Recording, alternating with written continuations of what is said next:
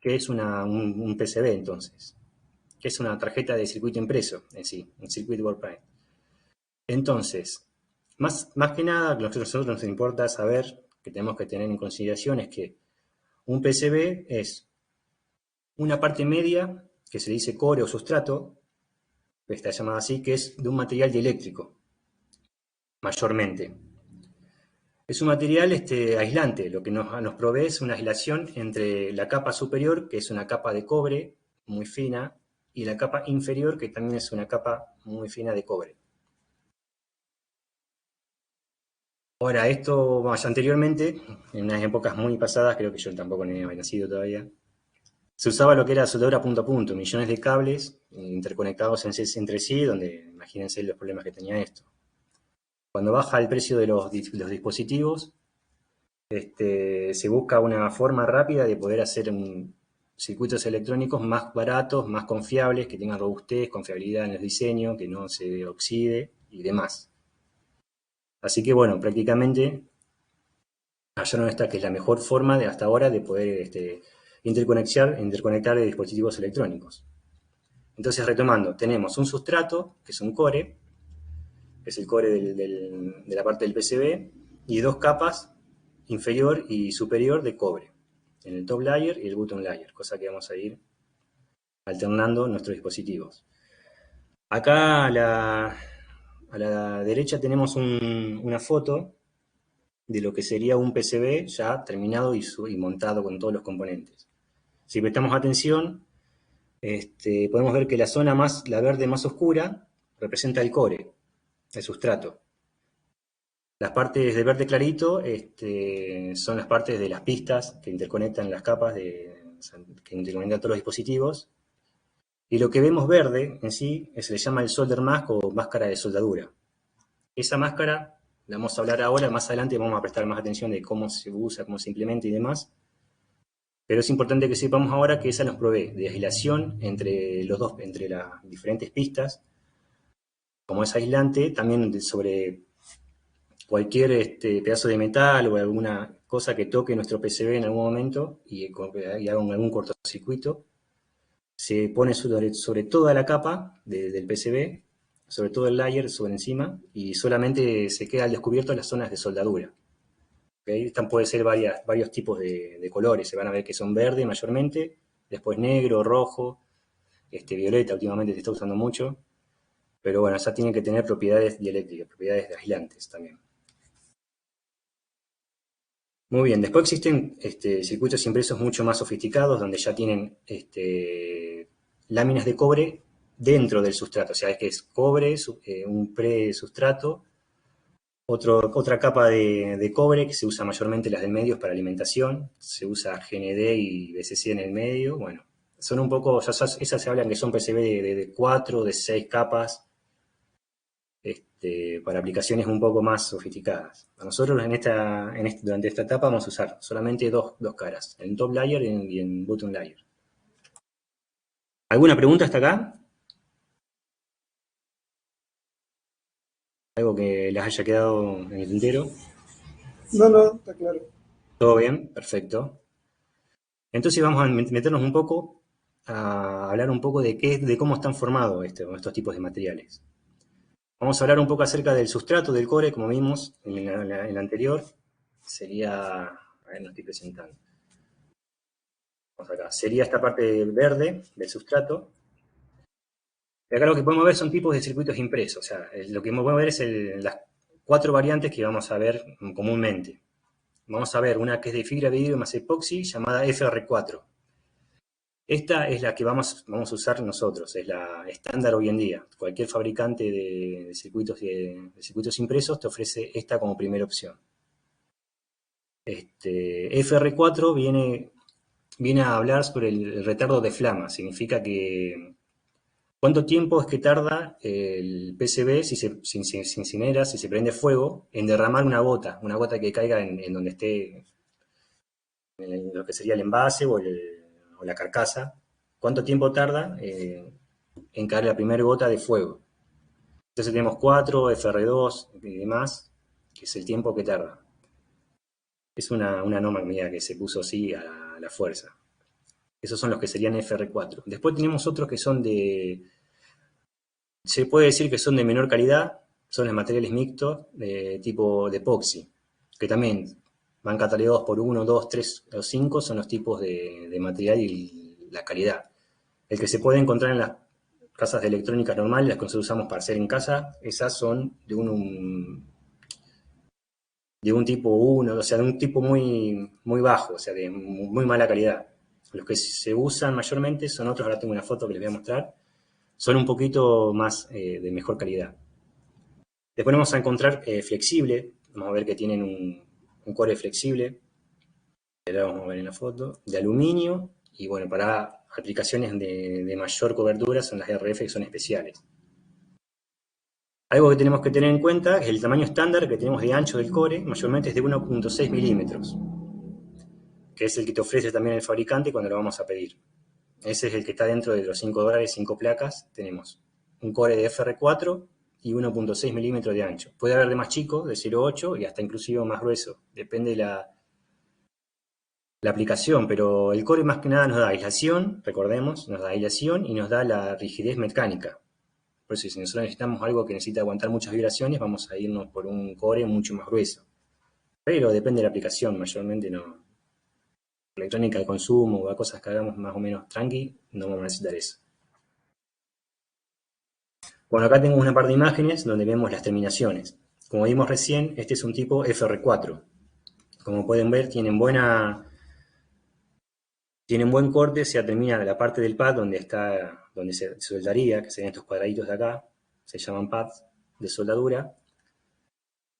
Tiene buena definición. Podemos ver que además tiene una capa de máscara verde, donde vemos como más oscuro en la parte del core, como vimos hoy, y la parte más verde claro es la parte sería del cobre que quedaría. Como pueden ver, tiene una muy buena calidad. Si buscamos mayor calidad, obviamente que existe, lo vamos a ver, pero siempre hablamos de terminaciones. Después, como vemos acá, tenemos el tipo del material epoxi. Como pueden ver, es un poquito de menor calidad, mayormente usados cuando tenemos que usar solamente un lado del cobre, un lado del layer, solamente de cobre, y la otra serigrafía, o lo que se dice serigrafía sería esta parte donde están los dibujitos, la serigrafía donde van los componentes y demás. Como pueden ver, ya es otra calidad, es un poco de menor calidad que el FR4, pero muy utilizada. Mayormente si abren algo electrónico van a encontrar este tipo de cosas más que nada en fuentes y donde se usen componentes discretos. ¿Ok? Bueno, después tenemos los flexibles, todo el mundo ha visto, lo vemos más que nada en los celulares, en los flex de los celulares.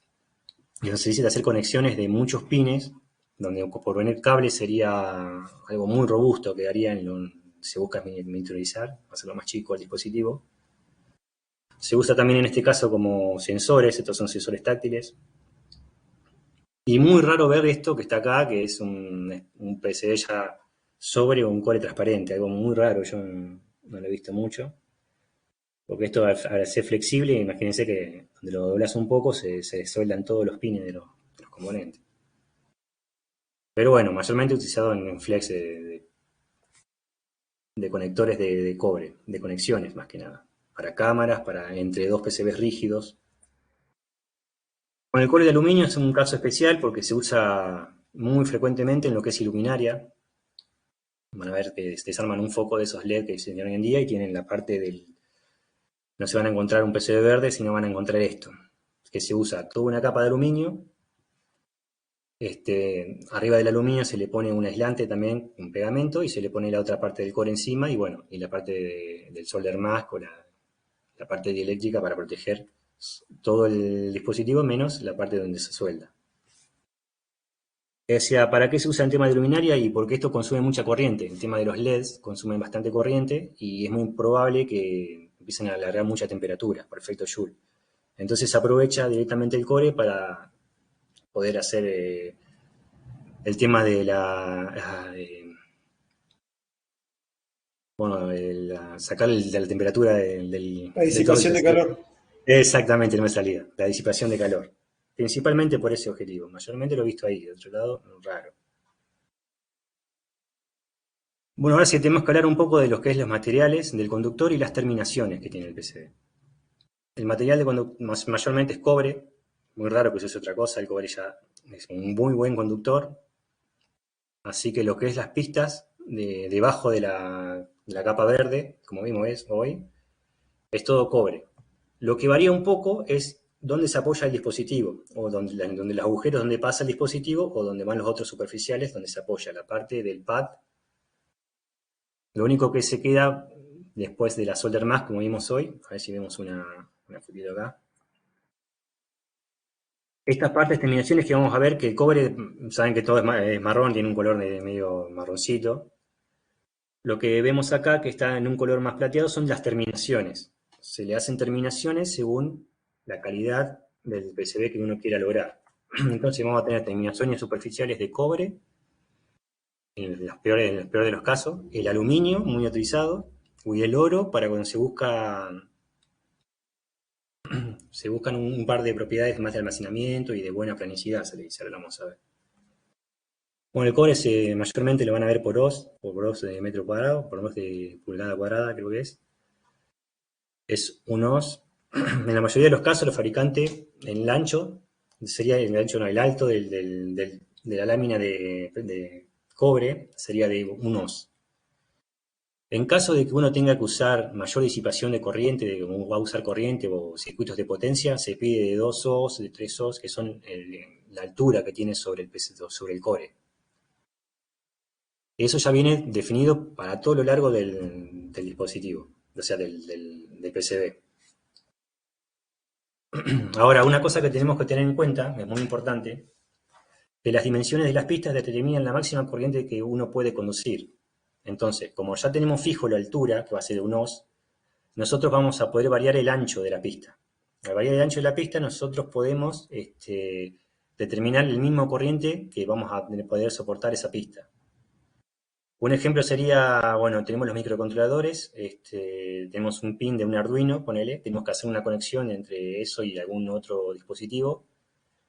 Y sabemos por la hoja de datos del Arduino o del microcontrolador Mega, es que ellos pueden manejar hasta 40 mA de corriente, una cosa así. Entonces, nuestra pregunta es qué tan ancho tenemos que hacer la pista para soportar la misma corriente que me pide en ese momento el dispositivo.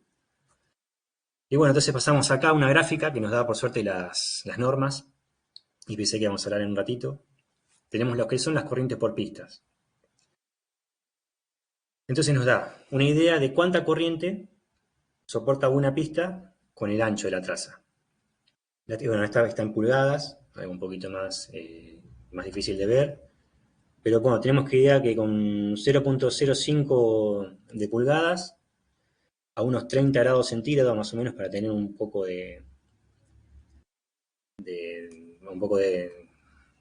bueno, o sea, que no sean tan 25 grados, sino le damos un poco más por las dudas, podemos manejar hasta 5 amperes de corriente.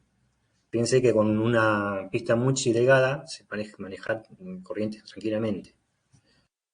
Eso es algo que vamos a hacer más adelante cuando tengamos que determinar el ancho de las pistas dependiendo de qué parte del sistema de qué parte del dispositivo estamos hablando. Si estamos hablando de la fuente de alimentación, un ancho, las pistas, demás. Todo esto obviamente lo sacamos de las hojas de datos, no inventamos nada, solo no estimamos nada, vamos todo a lo que nos dicen los fabricantes. Bueno, ahora vamos a hablar un poco de lo que es la terminación superficial, y vamos a hablar dos en este momento. Vamos a ver una que es la hash, la nivelación de soldadura por aire caliente, y una que es de oro, que es la más cara.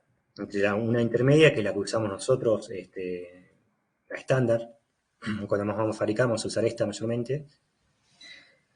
Es una terminación de níquel. Lo que se hace es dopar toda la parte del cobre que queda descubierta del solder mask. El solder mask es lo verde, como pueden ver. Y lo que vemos acá en otro color, que es el color más blanco, tirando a blanco, es una deposición de níquel muy finita sobre el cobre.